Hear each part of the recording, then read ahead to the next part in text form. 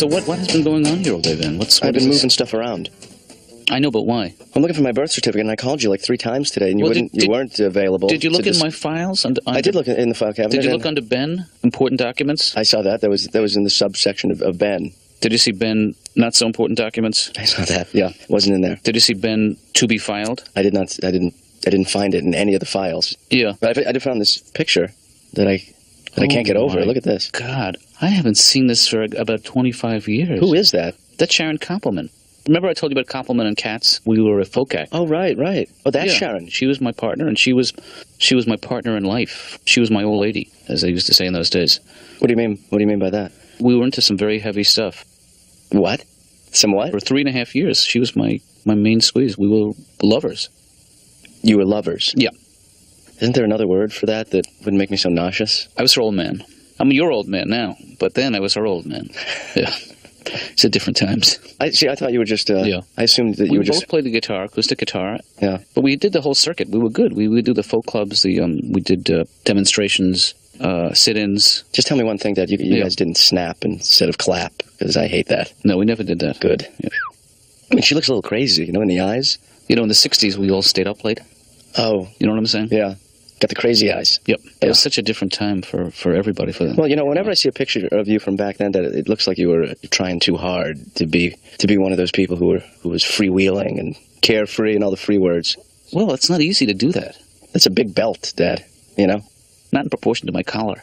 And nobody wore a bra in those days. Really? Well, they were all burnt. Well, she used to preheat her bra. She sort of hedged the issue, So, Laura, when I don't know if I ever told you this, when I was in college, I was half of a folk act, Koppleman and Katz. Mm-hmm. Do you ever hear of them? Mm. We used to have this very cute little way of introducing ourselves. We would say to the audience, I'd go, she's Koppleman, and she'd go, he's Katz. And then she'd say, I'm Koppleman, and I'd say, I'm Katz. Koppleman and Katz. That's. Yeah, it was cute. And you can, you feel free to say no. But I would love it if you would just for one very sentimental moment for me, if you would, when I say she's Koppleman, if you just say he's Katz. Seriously? Yep. Would you do that for me? I'm going to say I'm going to say she's Koppleman. She's Koppleman. She's Koppleman. Then you go, he's Katz. He's Katz. Let's try it again. She's Koppleman.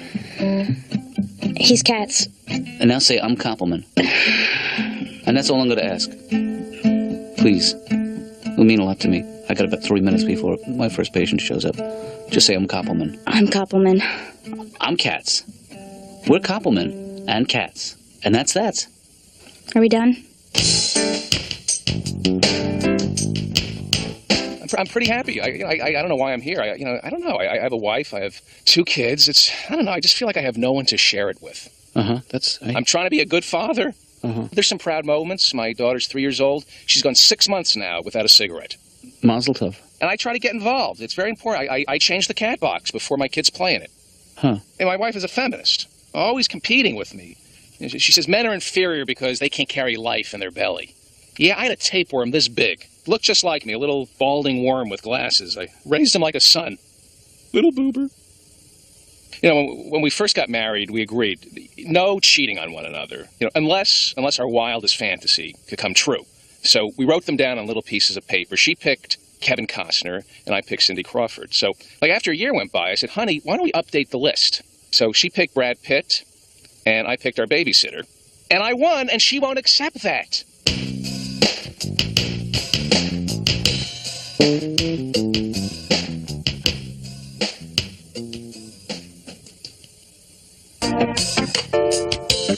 I thought maybe between patients, I'd pick a little guitar.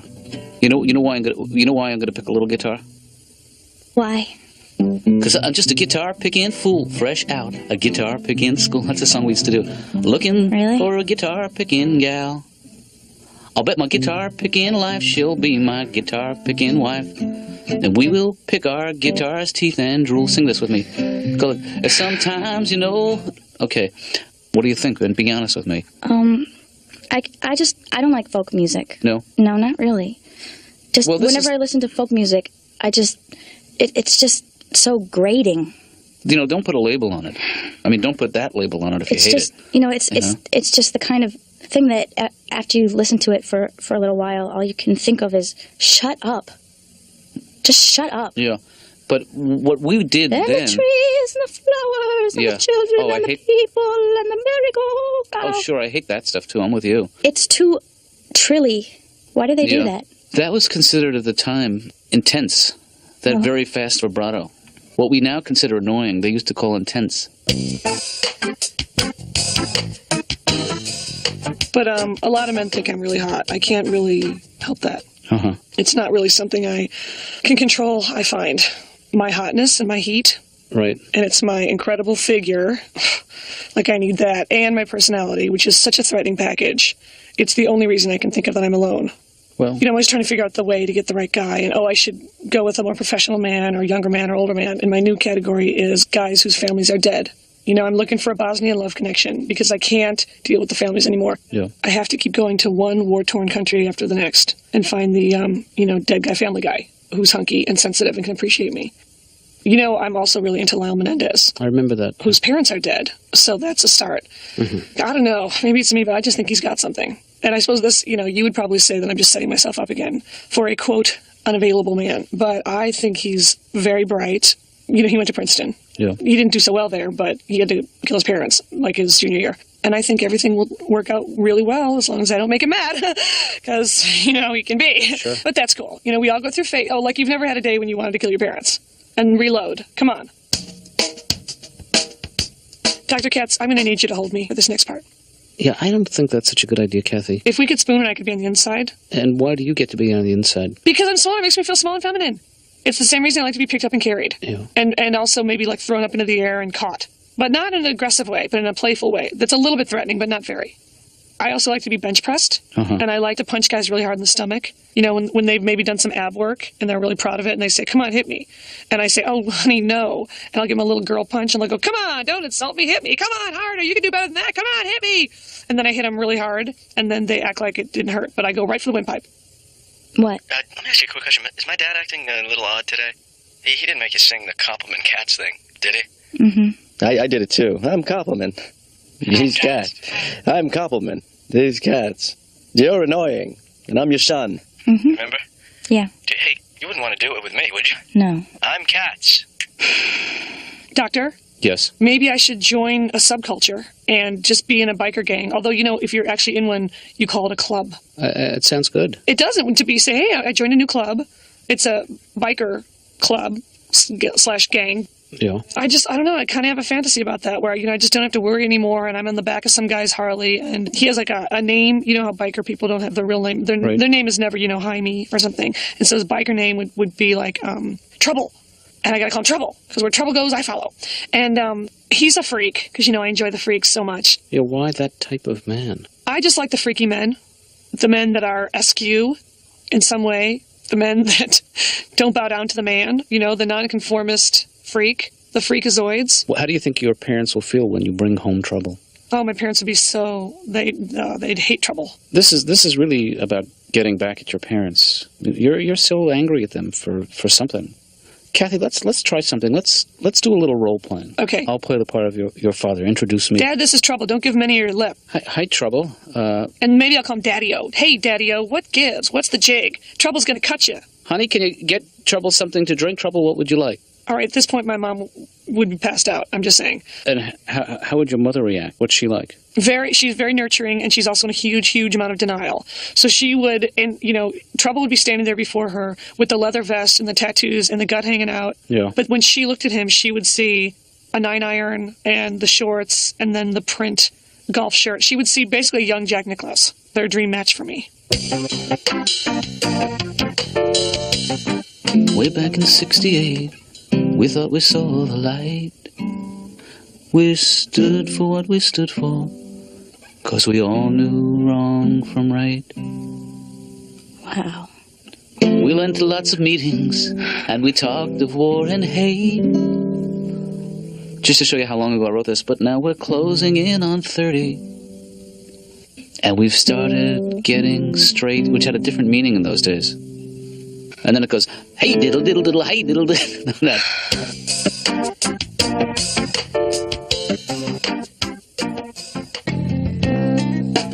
I'm still looking for the birth certificate, and I can't find it. Did you try the shoebox? I didn't try the shoebox, but I got stuck in the crawl space. I checked the closet, and I'll tell you something, Dad. I did find a lot more hippie stuff. Oh, did you? Like a lot of the Sharon era stuff. What stuff did you find? I found a couple of patches, like patches for your clothes. Right. I found a couple of peace sign necklaces. Yeah. And then I found a Keep On Truckin' bumper sticker. The peace signs, what those peace signs? Yeah. One was mine, and one was Sharon's.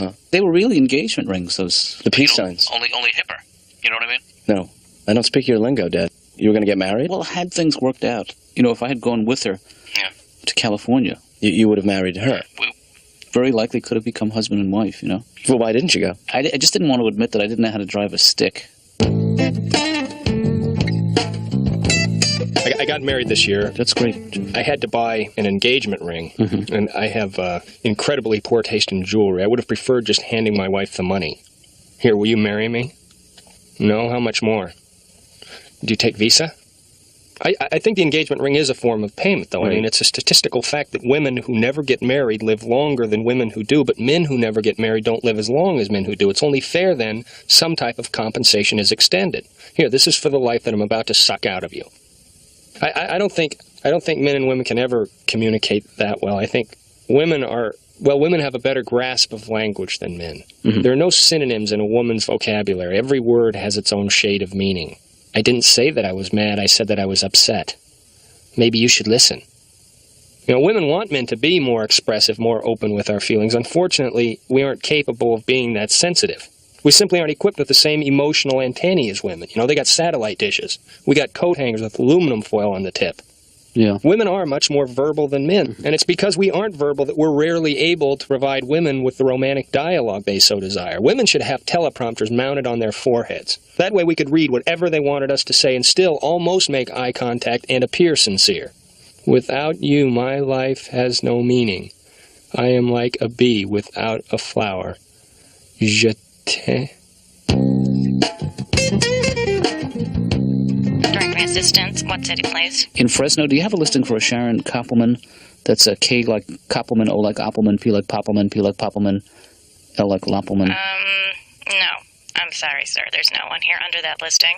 What do you have? I've got a Rita Coons. Okay, I'll take that. I mean, there was one exceptional. Really? For you? Yeah. Who? No, I had a girlfriend in college named Sharon Koppleman who... She would play my body like an accordion, Ooh. I usually hate accordion music, but I think I'd make an exception. She was the only woman who could get me to hit the E above middle C. You know what I mean? She's good. Yeah. Yeah, she just... Could you give us a little sample, or it's just too late in life? Or Yeah, hold me closer. Ew. Here comes the accordion. So Sharon, she got out of the music business and became a holistic healer. Oh, really? Yeah. Like many of her ilk, she believes in drinking a glass of your own urine every day because it contains antibodies that supposedly help your body fight off disease. And there is some kind of medical substantiation to that theory, but of course there's the downside, which is pee-pee breath. Yeah.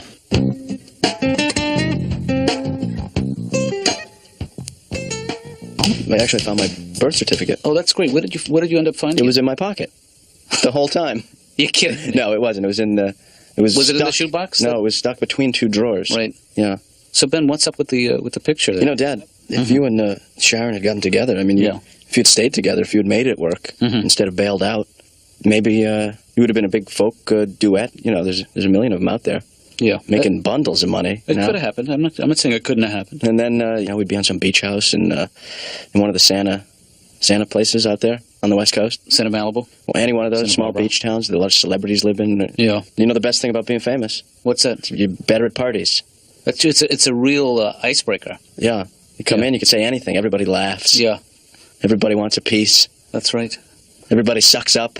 Yep. Nobody sucks up to you.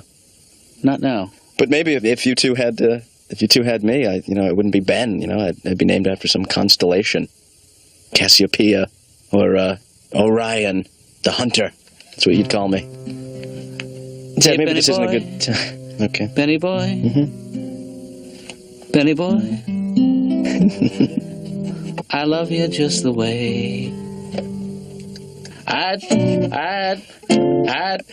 me find a good. I love you just the way I'd throw it all away.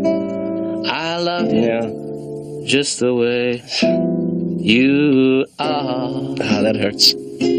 Hurts so good. Mm-hmm. We'll hey, Dad. Take a break, come back in a couple of minutes. You guys have been terrific. I feel uncomfortable being here. You know who I hate, Dr. Katz? Vietnam vets. That's who I hate. Yeah. What about me? Where do I fit into this? What about the draft dodger? Nobody ever says anything about the poor draft dodger. I have post-stress syndrome. Look at me. Sometimes late at night, I wake up screaming in a sweat, thinking I'm back in a disco in Montreal. My friend Marty's always talking about the Tet Offensive. Hey, I was at Woodstock with the rain and the mud and sha-na-na. Mm-hmm. And I feel horrible about world hunger. And, last night I was watching Sally Struthers, and it was really sad. I was crying, and what can I do? What can I do? And I saw the 800 number, and I'm not bragging, but I called the 800 number, and I said, listen, you got to stop running these commercials. It's bumming me out. And I really feel like I did something. I am against sex education. You want to wipe out teen pregnancy, it begins at home. It's the parents' responsibility to sit your child down and teach them shame for their bodies. Tell your kids they're fat. That's my solution. Every time I see my children walking around, I say, drop a few pounds, you porker. They hate themselves, and I don't have to worry about the boys coming to calling. One time I was at this nightclub. Yeah. I was just dancing by myself because I love doing that. I'll go dancing and I'll be in the middle of the dance floor, but I'm acting like I'm with someone else and they're getting my drink. And every so often I'll look toward the bar area and wave or put one finger up like I'll be there in 1 minute. The other thing I'll do is, like, if people are dancing, in a group, I'll just sort of act like one of them is my date. Okay, well, I admit that I have this guy in my life who is just a friend that I also have sex with sometimes. Right. I don't feel any shame or guilt about it because I think everyone has that person, that person that you just call at 2 a.m. and goes, who wants to get laid? And he goes, I do. And then he comes over. Anyway, one night we had just finished, up? Well, we were just kind of lying there and he was doing this thing where he was just lying on the bed and sort of slowly stroking his chest. And then he decided to open up to me. And he said, sometimes, I just get so mad and I see stuff on the news and I just think, I can see how you could murder someone. And I just turned to him and I said, okay, we should go. There's traffic. Kathy, you know what the music means. Our time is up. Hey, you know what I love? Those songs where you, instead of saying a dirty word at the end, you change it into... Oh, right. I love that. Oh, yeah. I was born to be punished. Right. Born to be hurt. To be stepped on and treated like dirt. But my love for you, nothing dirty out. Girl, it won't quit. Even though I know everything you touch turns to shame on you. I girl, love right? that. Treated me so... Oh, man. That gets me every time. More. Most other fellers would just up and go. Right. But my love for you, girl, it won't quit. Yeah. Even though I know everything you touch turns to... Shoulda known better. Every time. See? Because I think you're going to say that. I should have listen thought you were going to say. To my friend's advice. Right. But my love for you, girl, it won't quit. Even though I know everything you touch turns to Sheila. Don't be so. Oh, there you go again. Yeah. It doesn't get any cleverer than that.